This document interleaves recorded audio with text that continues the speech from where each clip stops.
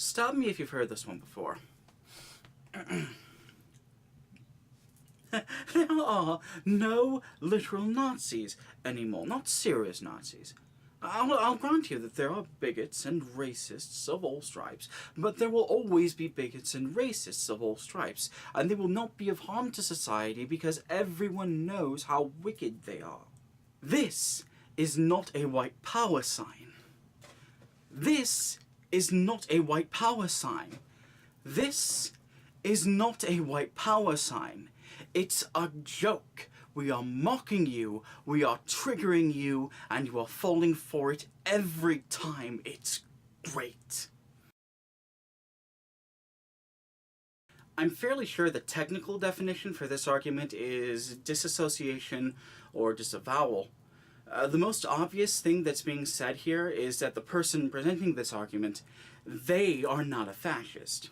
More specifically, they're not saying that they're not fascists in spite of using fascist symbols and rhetoric and ideology. They're saying that they're not fascists because this fascist symbols and fascist ideology and fascist rhetoric that they use is not actually related to fascism. Like the other arguments I've presented, this one can come in different varieties. The most common one, the one I feel most comfortable describing as the default one, is the free speech argument. The idea is that by explaining that something is a fascist dog whistle, or even accusing something of being a fascist dog whistle, you are effectively censoring it, preventing discussion of it. Some people will even take that specific argument a step further, claiming that by asserting that someone has made a fascist dog whistle, you are effectively censoring that person. Another argument claims that you are shouting someone down via association fallacy. For example, just because I sound like Richard Spencer and support the same policies Richard Spencer supports doesn't make me a racist. This argument is not just meant for you, although it is intended for you. It's also intended for the audience.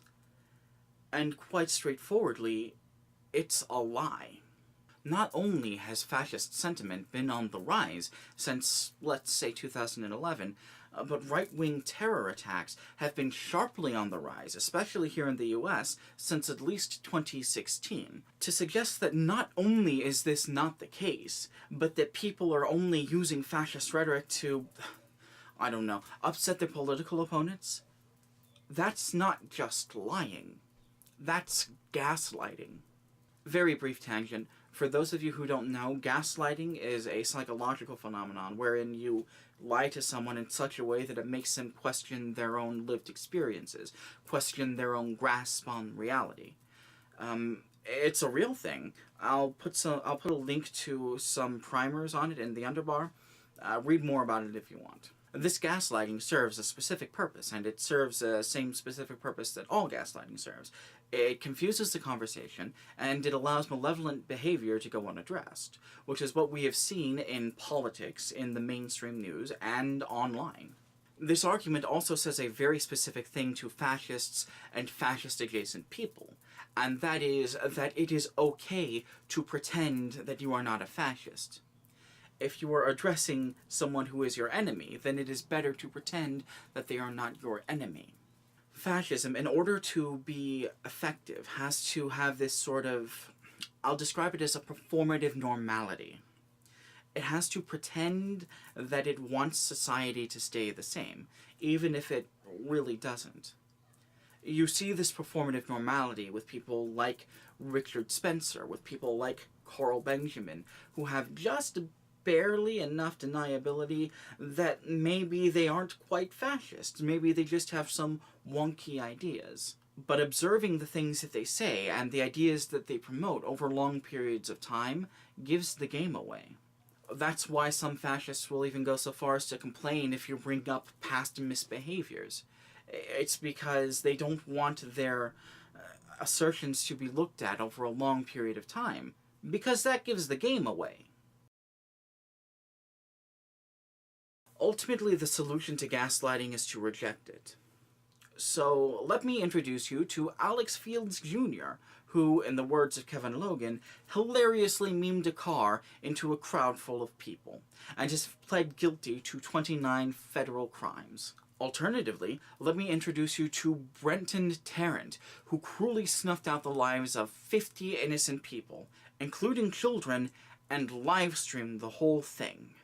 That's just two examples of these right-wing terror attacks that have been happening so often that you can almost set your fucking clock to it. To claim that fascism is not a threat or not real is to claim that these violent, horrific attacks that have been happening with these horrific regularity are either not real or that the political motives of the people performing these attacks are not real or are being misreported. That actually has been a very common tactic in the alt-right with these fascists and fascist-adjacent people. Although with Alex Jones being sued by the survivors of the children who died at Sandy Hook, I feel like maybe that specific tactic is going to fall out of favor. Also, remember that this debate tactic, this rhetorical strategy, is explicitly apologetica for fascism. This is a step beyond just calling for people's rights to be stripped away. This is actively calling for their persecution. Hey, yeah, it's editing right here again. Just finishing up with this video. It turned out pretty well, I think. A little short. So I'm pretty sure I covered the whole fascists are only pretending not to be fascists thing. What I don't think that I explicitly said quite enough is that they know what they're doing when they do that. They know that they're lying, and they know who they're lying to. Think of it as sort of a twisted version of, like, the standby that I've accidentally created on this channel. The fascists know what they're doing. They know who they're doing it to, and most of the time they know exactly who they are after. I think something that we need to reckon with, that maybe we haven't reckoned with enough, is that fascists are willing to do almost anything to achieve their goals. And, like, I know that, and I'm certain a lot of people who are watching this know that, but, like, how do we convince people of that? I actually don't have an answer for that. I'm just rambling at this point. Fascists are bad. They're really bad. But that's pretty much the only thing that I felt like I needed to re-emphasize. The fascists know exactly what they're doing. And don't let them fool you for a second into thinking that they don't. The fooling is part of their overall strategy. It's a thing that they do on purpose. Oh, also, if the audio sounds a little weird in the video, or especially compared to this, it's because I've been toying around with audio settings.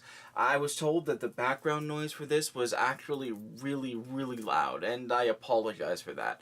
I'm working on fixing it. Well, I think that's everything I have to say. I'm all said out. So, until we get there, take care of yourselves, alright?